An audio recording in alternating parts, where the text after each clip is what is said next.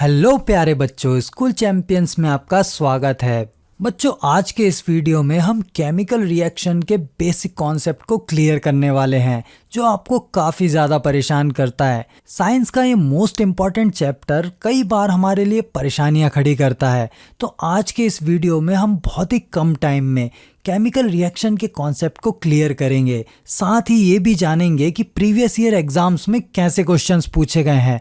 तो आज के इस वीडियो में हम कुछ इंपॉर्टेंट टॉपिक्स को कवर करेंगे। जैसे पहले हम ये जानेंगे कि केमिकल रिएक्शन क्या होती है, फिर हम ये जानेंगे कि केमिकल रिएक्शन को पहचानेंगे कैसे, और इसके बाद हम ये देखेंगे कि केमिकल रिएक्शन को कैसे लिखा जाता है।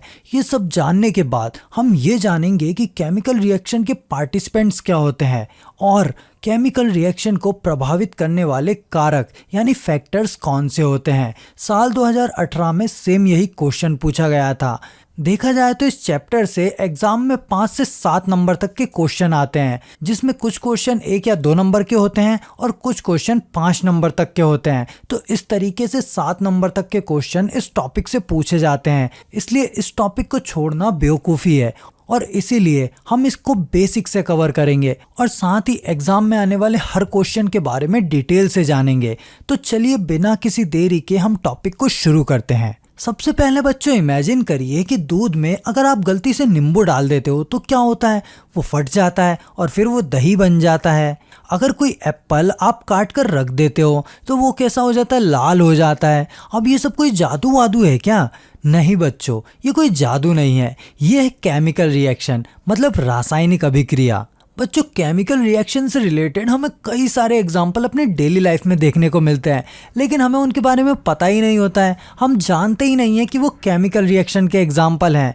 तो इस टॉपिक में हम इन सारी चीज़ों को कवर करेंगे। सबसे पहले हम ये जानते हैं कि केमिकल रिएक्शन क्या होती है। तो बच्चों, जरा अपने दिमाग पर जोर डालो, सोचो, जब मोमबत्ती को जलाया जाता है तो वो पिघलकर गायब कैसे हो जाती है? कोई मैजिक है क्या?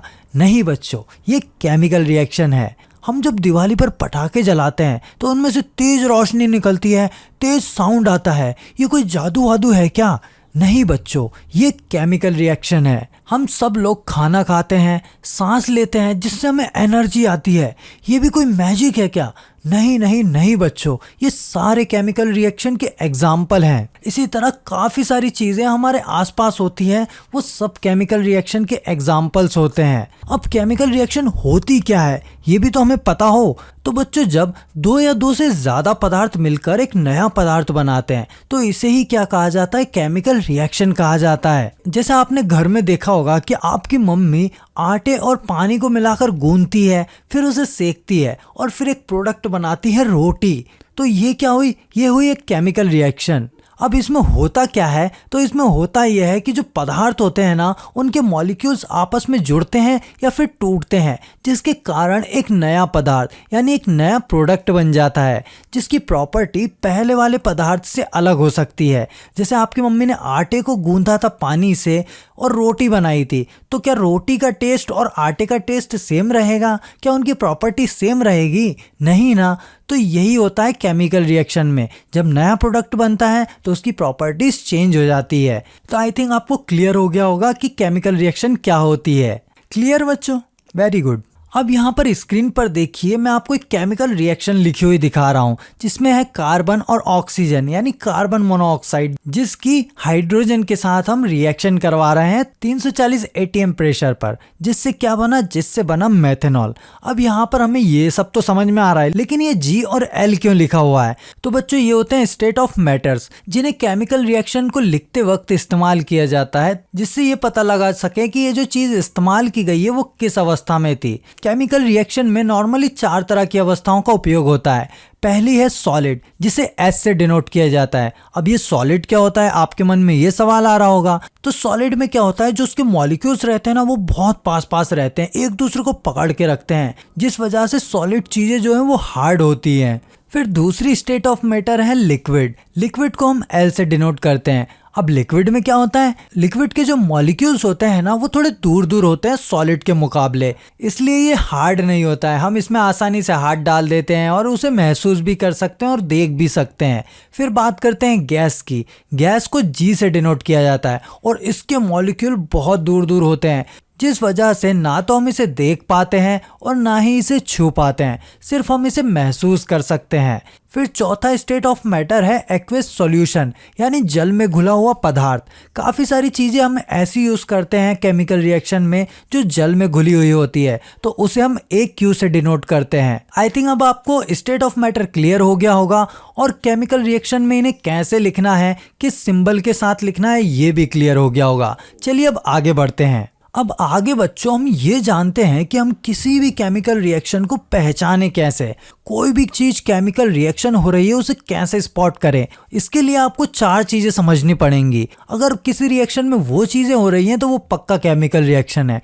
देखिए, सबसे पहले तो इस बात का ध्यान रखना है कि अगर किसी भी केमिकल रिएक्शन में उसके स्टेट में चेंज हो रहा है, यानी उसकी अवस्था में परिवर्तन हो रहा है, तो वो केमिकल रिएक्शन है। जैसे किसी पदार्थ का सॉलिड से लिक्विड में बदल जाना या सॉलिड से गैस में बदल जाना, ये क्या होगा, ये केमिकल रिएक्शन होगी। ठीक है।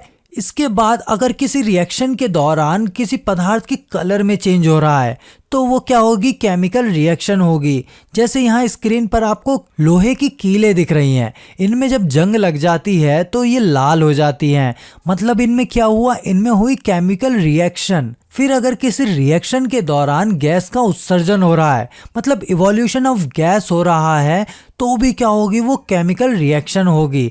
जैसे बेकिंग सोडे में नींबू डालने पर बुलबुले निकलने लगते हैं, मतलब उसमें गैस का उत्सर्जन होने लगता है, तो वो क्या हुई, वो हुई एक केमिकल रिएक्शन। फिर अगर किसी केमिकल रिएक्शन के दौरान तापमान में परिवर्तन हो रहा है, मतलब गर्मी या ठंडक का एहसास हो रहा है, तो क्या होगी, वो केमिकल रिएक्शन होगी। जैसे जब हम लकड़ी जलाते हैं तो वो क्या हो जाती है, गर्म हो जाती है, हमें गर्मी महसूस होती है, तो वो क्या हुई, एक केमिकल रिएक्शन हुई। लेकिन बच्चों, अब यहाँ तक हमने ये तो सीख लिया कि केमिकल रिएक्शन क्या होती है और उसे कैसे पहचाना जाता है, लेकिन अब आपके दिमाग में एक सवाल आ रहा होगा कि केमिकल रिएक्शन को हम लिखेंगे कैसे।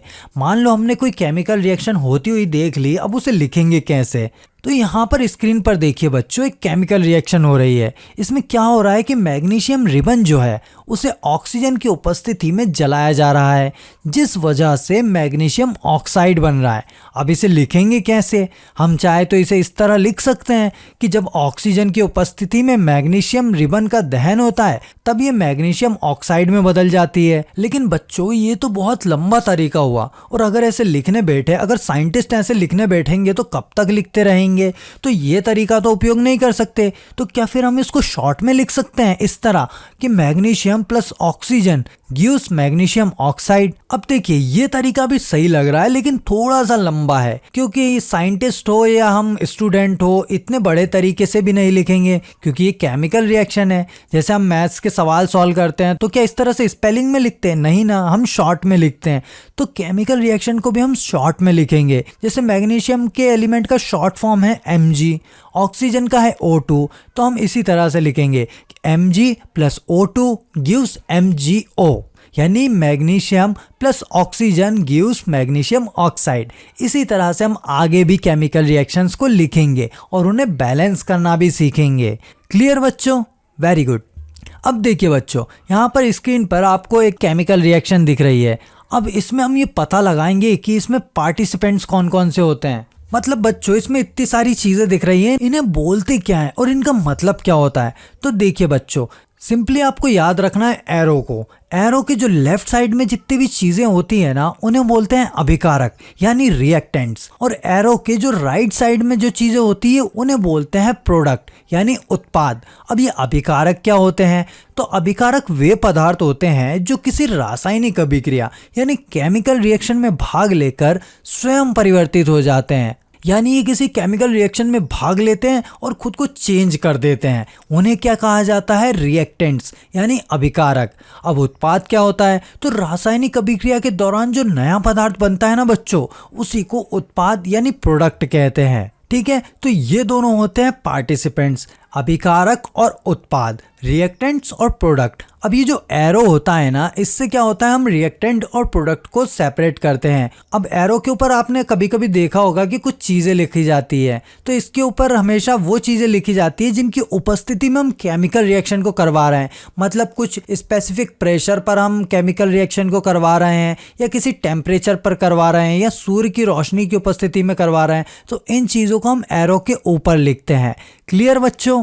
Very good. अब बच्चों केमिकल रिएक्शन की हम एक बहुत इंपॉर्टेंट चीज जानेंगे। साल 2018 में ये क्वेश्चन भी आया था कि केमिकल रिएक्शन को प्रभावित करने वाले कारक कौन कौन से हैं, यानी उसे इफेक्ट करने वाले फैक्टर्स कौन कौन से हैं। तो किसी भी केमिकल रिएक्शन को इफेक्ट करने में कुछ इंपॉर्टेंट फैक्टर्स होते हैं, जैसे तापमान यानी टेम्परेचर, सांद्रता यानी कंसंट्रेशन, सतह क्षेत्र यानी सरफेस एरिया, उत्प्रेरक यानी कैटलिस्ट, दबाव यानी प्रेशर, प्रकाश यानी लाइट। ये सारी चीजें वो फैक्टर हैं जो किसी भी केमिकल रिएक्शन को इफेक्ट करती है। चलिए इन्हें थोड़ा हम डिटेल में जानते हैं। सबसे पहले बात करते हैं हम तापमान यानी टेम्परेचर की।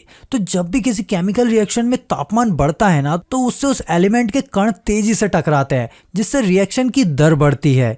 एग्जाम्पल के लिए एक बर्तन में पानी और चीनी गर्म करोगे तो चीनी जल्दी घुल जाएगी, और ठंडे पानी में ये चीनी धीरे धीरे घुलेगी, क्योंकि गर्मी से कणों की हलचल बढ़ जाती है। फिर बात करते हैं सांद्रता यानी कंसंट्रेशन की। तो किसी भी केमिकल रिएक्शन में रिएक्टेंट्स ज्यादा होंगे, उनकी मात्रा ज्यादा होगी, तो उससे टकराव बढ़ेगा और अभिक्रिया तेज होने लगेगी। एग्जाम्पल के लिए नींबू का रस और बेकिंग सोडा मिलाने से बुलबुले तेजी से बढ़ने लगते हैं। अगर आप उसमें नींबू का रस कम डालोगे तो धीरे धीरे बुलबुले बढ़ेंगे। यानी कि मात्रा जितनी ज्यादा होगी ना, उतना टकराव बढ़ेगा और रिएक्शन बहुत तेजी से होने लगेगी। तो सांद्रता भी रिएक्शन को इफेक्ट करती है। ठीक है बच्चों। फिर बात करते हैं सरफेस एरिया यानी सतह क्षेत्र की। पदार्थ का सतह क्षेत्र बढ़ने से उसके संपर्क में ज्यादा कण आते हैं, जिससे रिएक्शन जल्दी होती है। एग्जाम्पल के लिए लकड़ी का बुरादा जल्दी जल जाता है, आपने भी देखा होगा, और बड़ा टुकड़ा जो होता है लकड़ी का, वो धीरे धीरे जलता है, क्योंकि बुरादे का जो सरफेस एरिया होता है ना, वो ज्यादा होता है और लकड़ी का सरफेस एरिया कम होता है, जिस वजह से बुरादा जल्दी जल जाता है। तो सरफेस एरिया भी किसी केमिकल रिएक्शन को इफेक्ट करने में एक इंपॉर्टेंट रोल प्ले करता है। फिर बात करते हैं हम उत्प्रेरक यानी कैटलिस्ट की। तो ये क्या होता है, ये पदार्थ जो होते हैं ना, वो अभिक्रिया को तेज करते हैं, और इसमें इनका खुद का कोई नुकसान नहीं होता, मतलब ये खुद को चेंज नहीं करते। एग्जाम्पल के लिए हाइड्रोजन पेरोक्साइड में मैग्नीज डाइऑक्साइड डालो तो तेजी से बुलबुले बनते हैं, बिना इसके धीमे हुए। तो कैटलिस्ट भी एक इम्पॉर्टेंट रोल प्ले करेगा किसी केमिकल रिएक्शन को इफेक्ट करने में। फिर बात करते हैं प्रेशर की। तो गैस पर अगर प्रेशर बढ़ाएंगे तो उसके कण पास आएंगे और अभिक्रिया को तेज करेंगे। एग्जाम्पल के लिए आप प्रेशर कुकर को ले लो, उसमें अगर आप किसी खाने को पकाओगे तो वो जल्दी पक जाएगा, क्योंकि उसमें प्रेशर लग रहा है, जिस वजह से खाना जल्दी पकेगा। तो यहाँ पर केमिकल रिएक्शन को इफेक्ट करने में प्रेशर का भी इम्पॉर्टेंट रोल है। फिर बात करते हैं हम लाइट की यानी प्रकाश की। तो कुछ अभिक्रियाएं होती हैं जो प्रकाश से तेज होती है, जैसे फोटोसिंथेसिस को देख लो। पौधे जो हैं वो सूरज की रोशनी में फोटोसिंथेसिस की प्रक्रिया करते हैं, जबकि अंधेरे में नहीं कर पाते। तो ये सारी चीज़ें जो है ना बच्चों, ये केमिकल रिएक्शन को इफेक्ट करने वाले कारक हैं, फैक्टर्स हैं। तो यहाँ पर बच्चों हमारा ये वीडियो कंप्लीट होता है। आज के इस वीडियो में हमने कवर किया कि केमिकल रिएक्शन क्या होती है, उन्हें कैसे पहचाना जाता है, और केमिकल रिएक्शन को कैसे लिखा जाता है, उनके पार्टिसिपेंट्स कौन से होते हैं, और उन्हें प्रभावित करने वाले कारक कौन से होते हैं। अब अगले वीडियो में हम जानेंगे कि किसी भी केमिकल रिएक्शन को बैलेंस कैसे किया जाता है, उसे बैलेंस करने की ट्रिक क्या है, और ऐसे कौन से क्वेश्चन है जो पिछली एग्जाम्स में आ चुके हैं। अगर आपका ये टॉपिक वीक है और आपका कॉन्सेप्ट कमजोर है, तो आप इस वीडियो को यहाँ पर क्लिक करके देख सकते हैं। बच्चों अगर आपको ये वीडियो पसंद आई है तो इसे लाइक ज़रूर करें, और कमेंट में ये ज़रूर लिखें कि आपका कॉन्सेप्ट क्लियर हो गया है। इसके अलावा इस वीडियो को आप अकेले अकेले ना देखें, इसे अपने दोस्तों के साथ भी शेयर करें, ताकि उनका कॉन्सेप्ट भी क्लियर हो सके। और अगली वीडियो को तुरंत पाने के लिए स्कूल चैंपियंस यूट्यूब चैनल को सब्सक्राइब करें। मिलते हैं अगली वीडियो में, तब तक के लिए अलविदा।